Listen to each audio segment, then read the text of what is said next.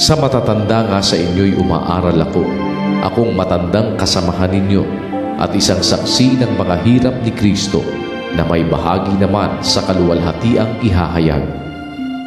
Pangalagaan ninyo ang kawan ng Diyos na nasa inyo, na magsigamit kayo ng pagpupuno na hindi sapilitan, kundi may kasayahan na ayon sa kalooban ng Diyos, ni hindi dahil sa mahalay na kapakinabangan, kundi sa handang pag-iisip.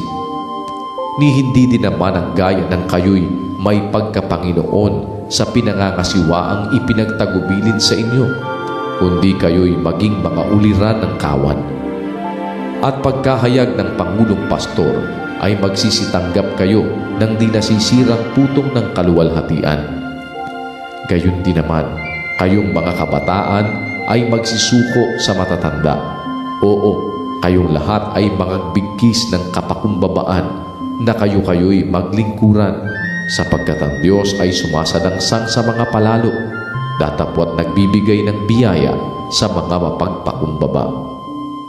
Kaya't kayo'y magpakababa sa ilalim ng makapangyarihang kamay ng Diyos, upang kayo'y Kanyang itaas sa kapanahunan, na inyong ilagak sa Kanya ang lahat ng inyong kabalisahan, sapagkat kayo'y ipinagmamalasakit niya.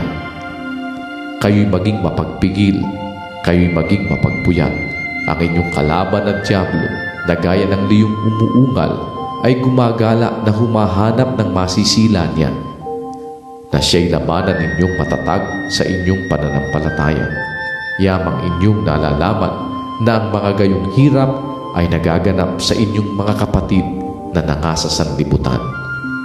At ang Diyos ng buong biyaya na sa inyo'y tumawag sa Kanyang walang hanggang kaluwalhatian kay Kristo, pagkatapos na kayo'y makapagbatang sandaling panahon, ay siya rin ang magpapasakdal, magpapatibay, at magpapalakas sa inyo. Sumasa Kanya nawa ang paghahari magpakailanman. Siya nawa.